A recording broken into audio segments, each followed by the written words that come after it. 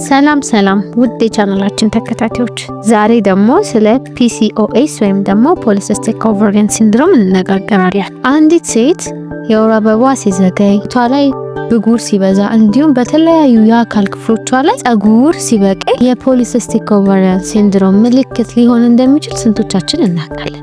ፖሊሲስቲክ ኦቫሪያን ሲንድሮም ከወር አበባ መዛባት ጀምሮ ትልቅ ኮምፕሊኬሽን መካንነትን ጨምሮ ሊያመጣ እንደሚችል ስንቶቻችን እንገነዘባለን? ፖሊሲስቲክ ኦቫሪያን ሲንድሮም በሴት ልጅ ማህፀን ውስጥ ትንንሽ እብጠቶች ሲኖሩ እንዲሁም ሆርሞን ኢምባላንስ ወይም ደግሞ የሆርሞን አለመስማማት ሲፈጠር የሚመጣ ችግር ነው። ይህም የወሊድ ዑደትን በማበላሽ መካንነትን ሊያስከትል ይችላል። ዋነኛ ምልክቶቹ የወር አበባ መዘግየት ወይም መቋረጥ፣ የፊት ላይ ብጉር መታየት፣ በተለያዩ የአካል ክፍሎች ላይ ጸጉር መብዛት፣ ክብደት መጨመር እንዲሁም የስሜት መለዋወጥና እንቅልፍ መዛባት ሊሆን ይችላል።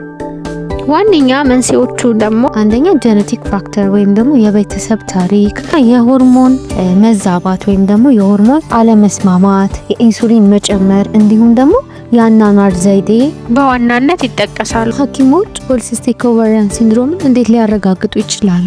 አንደኛ ቀደም እንደተነጋገርነው ፖሊሲስቲክ ኦቫሪያን ሲንድሮም ዳይሬክትሊ ከወር አበባ መቋረጥ ወይም ደግሞ መዘግየት ጋር ይገናኛል። ስለዚህ ይሄ አንዳንድ አመልካች ሊሆን ይችላል። ሌላኛው ደግሞ ፊዚካል የሆነ ምልክቶች፣ ለምሳሌ የብጉር መብዛት፣ የጸጉር የተለያዩ የአካል ክፍሎቻችን ላይ የጸጉር መብዛት እንዲሁም ደግሞ ቅጽበታዊ የሆነ የክብደት መጨመርም እንደ አንድ አመልካች ሊሆን ይችላል ማለት ነው። ሌላኛው ደግሞ ብለድ ቴስት ነው ወይም ደግሞ የደም ምርመራ ነው። ይሄ ደግሞ የሆርሞንን ሌቭል ሆርሞን ኢምባላንስ ስለሆነ አንደኛው ፋክተር። ስለዚህ የሆርሞንን መጠን፣ የደም ስኳር እንዲሁም የኢንሱሊንን መጠን በደም ምርመራ ማወቅ ይቻላል። ሌላኛው ደግሞ አልትራሳውንድ ነው። ፖሊሲስቲክ ኦቫሪያን ሲንድሮም ሲስቶች አሉ ማህፀን ላይ፣ እነሱ እንዳሉ ወይም እንደሌሉ በአልትራሳውንድ በማየት ማረጋገጥ ይቻላል ማለት ነው። ስለዚህ ከትንሽ የወር አበባ ዑደት መዛባት ጀምሮ እስከ ትልቅ መካንነት ሊያመጣ የሚችለውን ፖሊሲስቲክ ኦቫሪያን ሲንድሮምን እንዴት መቆጣጠር እንችላለን? አንደኛ ላይፍ ስታይላችንን በመቀየር ጤናማ ምግብ በመብላት በየቀኑ እንቅስቃሴ በማድረግ ክብደታችንን በመቆጣጠር እንዲሁም ያለ ሐኪም ትዕዛዝ ከሚወሰዱ መድኃኒቶች ራስን ማቀብ ያስፈልጋል።